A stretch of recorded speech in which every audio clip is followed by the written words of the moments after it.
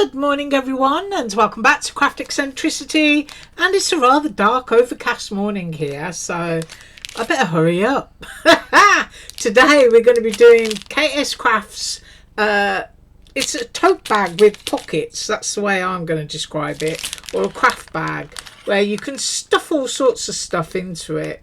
So I've already done a little bit of construction just to save on time, so I'll show you the bits that I've done so far.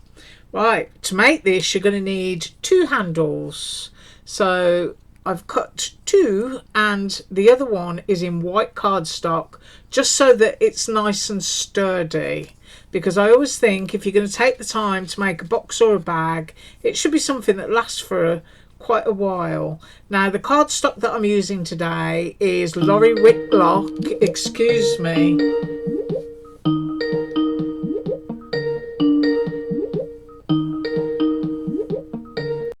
Okay, sorry about that. I Skype call with my children in England, so you know they just call me when they want. Right, so I've cut two straps, bag handles. Yeah, I'm all confused now. And I've used Laurie Whitlock Sweet Memories paper, which is from the same digital pack that I did the bib and the shoes and that little fold out booklet yesterday.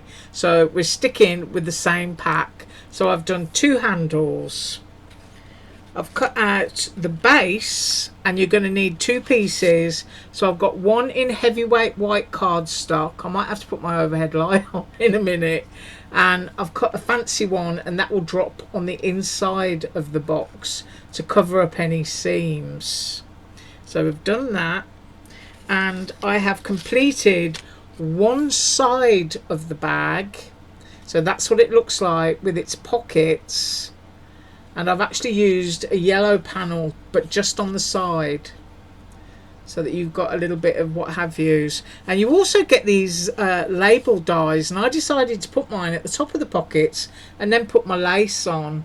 But if you look at the pattern of the paper, you can probably see why I chose it. It kind of ties in with the lacy bit. So I've done one side of the bag, and I've done the two ends of the bag. Now the ends are just cut in white, they've got the lace on, and they're stuck on like that. So what we're going to do is we're going to do one half of the bag, which should explain how the whole thing goes together, and pop the handles on. Right, so this is what a half looks like. This is the side half. So you've got this large rectangle, and then you've got a score line here that will need to be folded. Now I would suggest folding that before you adhere your pockets. And my humidity here, I can tell you now, is absolutely horrendous. It really is. So much so that even a 350 GSM cardstock will go wavy on me. So I'm just going to score that along there, so that I know that's done, and that's going to make my life a lot easier afterwards. So that's what you need to do, just score it. Right, now my pockets are pre-made. So the base die, which is the white cardstock, is the base of your smaller pocket. These pockets are larger, as you can see, they go onto the end. And I've used my layering piece. I've used one of the labels cut in yellow, and a piece there for the lace. So all you do is you fold back and then you fold forward. So I'm going to hold that there so that you can see what the shape of your fold should look like. And then this one will fold in, because of course you don't want your goodies falling out of the bottom. But if you look there, you can see it's gone wavy already. So once you've done that, you're going to have to line it up. Now what I did with my other one is, one of the best cheats for lining things up is using your stitch line if you've got a decorative die. See that? I line my pocket up with a stitch line at the top and at the sides on the ends, and that will just make life easier for you. So, ooh, got a new bottle. It's a big one. Yeah, look, I can't lose my lid anymore. So I'm really happy about that. So we're going to put some glue down. You don't need to use a lot of this stuff. I'm just waving it all along there and then on that section there. And we're going to stick our first pocket down. Now these pockets collapse inward, so you do need to hold them while you're going in. So I want to line up with my stitch. I'm just going to pick that up and make sure that I'm straight there. That's it. And then you just want to slide that bit in. And of course I've got to hold it, so I'm just going to keep my hand there for a couple of seconds and I'll be right back. Right, that one's dry, and I have put my overhead light on, so if you notice a colour change, then that is the reason why. Right, next up is the next pocket, and once again, just to get it straight, we're going to be lining up with the edge stitching and everything else. So glue into the exact same areas again, along your edge and along your bottom. I'm going to cap that, and I'm going to stick it down. Right, so as I said, these bits get tucked in, so make sure that you're going to the edge just so that you can see a little bit of your stitch in there. Whoops. Let's get that on straight. There we go. And then this one is going to tuck under as well.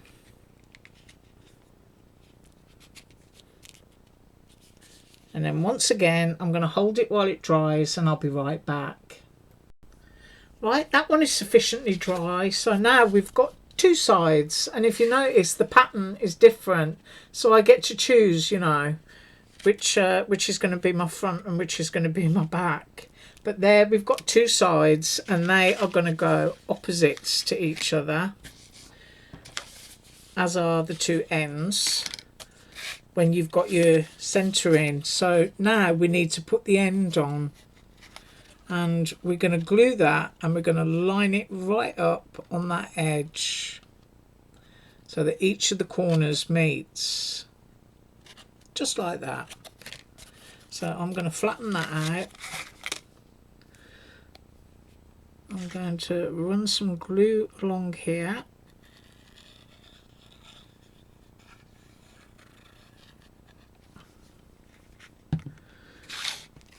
And I'm going to put one half on.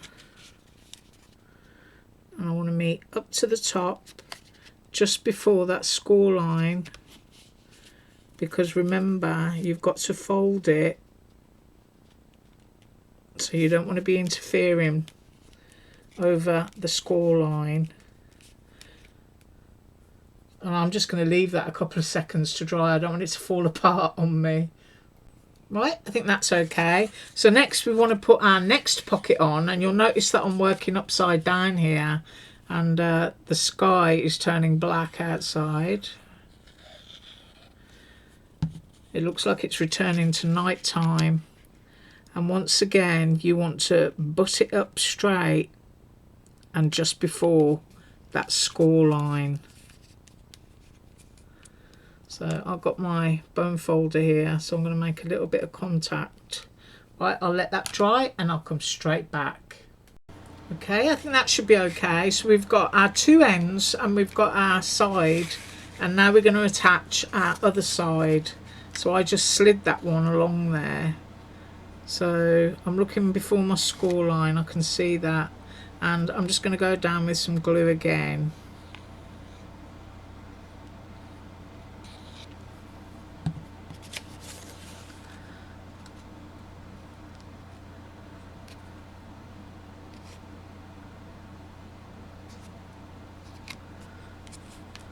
Okay, and we'll let that one dry. Right, so I've now flipped it so the pockets are the right way around, and I'm going to fold it so that you can see it. This is what it should look like now. It really is a large bag, I will tell you that. It's large, so it's a great size. And now we're going to glue this end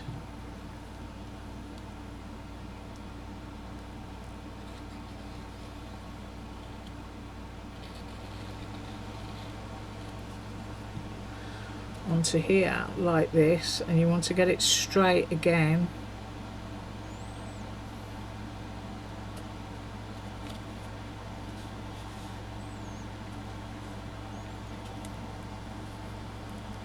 So I'm just going to hold that for a few seconds and I'll be right back. Right, that's had a few seconds to dry, and so this is what we look like at the moment. You can see those tabs will go down flat. Now it's entirely up to you how you decide to build your box, whether you put this on the bottom like that and then put your fancy one on the inside, or whether you just go straight to the inside. Me personally, I prefer to go straight to the inside, so I'm going to put my decorative piece on now.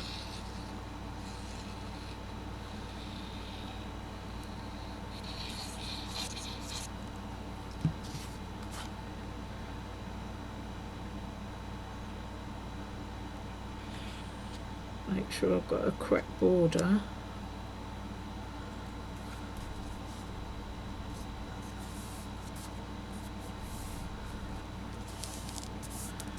And I'm just going to drop mine straight on the inside of the box. So I'm going to put some glue on those tabs. See those these bits here, this little flange. So I'm going all the way along.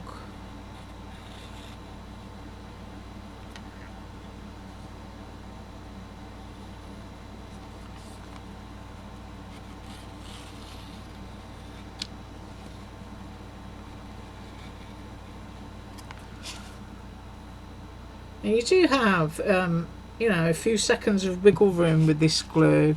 So I'm pressing that down flat, and then I'm just going to take my decorative piece and drop it in there.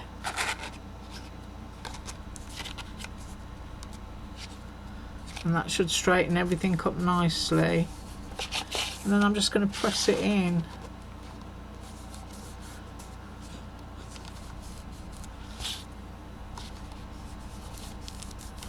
Get some good contact. Right, so that's the inside of our bag. And of course we've got our sides. Our sides are in white. And then I'm just going to get my bone folder while it's lying down, and just make sure I've got good contact with those flangey pieces. I don't know if there's another word for it.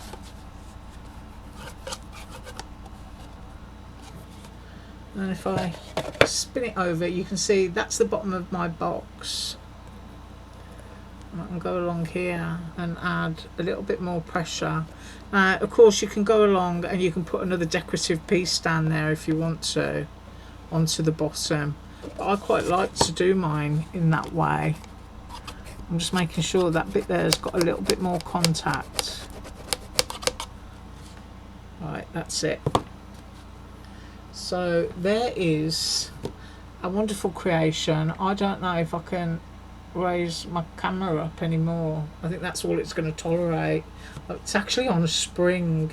So now we need to attach the handles, and obviously we're going to need the handles to the sides so that we can get our goodies in. So I'm thinking that I need to actually put a curve into these, so that's what I'm going to do. I've just got my paintbrush handle and I'm just gently going along and putting a curve on them. Just do it as you would when you're curling a ribbon. And what you're doing when you do this is you're actually crushing the fibres in the paper and you're stretching them, which can make life a lot easier. And I'm going to do this one a bit more, make it a little bit more curly. and that way you're going to get a nice curve without any creases. Now I know that there's a lot of people there that already know how to do this stuff, but because you never know if you've got a new viewer, you know, then I think it's just important. So I'm looking at how this is and how I would put a handle here to get stuff in. And I'm wondering whether it should be glued in the pockets. Now you could if you wanted to. I quite like the idea of curving it. So that's what I'm going to do. And of course that's going to be a pain to hold, but I just think it's going to look better. So I'm going to aim my handle for the center of the pockets, because that's just going to make it a lot easier, you know, measurements wise, especially when you're doing the other side. So we're going with a blob of glue here, and then match that up there, and a blob of glue here. Now I will have to vanish for a couple of seconds and hold this, because the configuration will put tension on it, because if you look at it, I'm going to be doing that, so I need to hold it. So I'm finding the center of my handles, and I'm making sure that they're even in there as well. Now that's totally going to twang away. I'm just going to sit here for a couple of seconds, so if you want to make a coffee, feel free to do it. Right, I should be able to pause the camera now. Right, so I have to say the handles are almost dry, not fully dry, but if you can see that, it just looks really attractive when you curl them in like that, and you can put a bow on them as well. And of course you can stuff stuff in the pockets, and you can also put like buttons and bits of lace or anything that you want to. And I really do apologise for my my lighting, because it's my overhead light, and I think we're about to have thunder and lightning. But here's the bib that I made earlier in the week, so you know, just to give you a good size. There's the little ballet slippers, because of course I did say I'm going to donate this whole thing to one person at the old folks home for their grandchildren. There's the little shoes, so they will go in there as well, and the little baby book that we made yesterday, that will fit in there. And then there's still lots of other stuff to make, so you can get a lot of goodies into here. So I'm going to do a measurement without the handles, and then I'll do it with the handles. So you have a gift box that is 5.5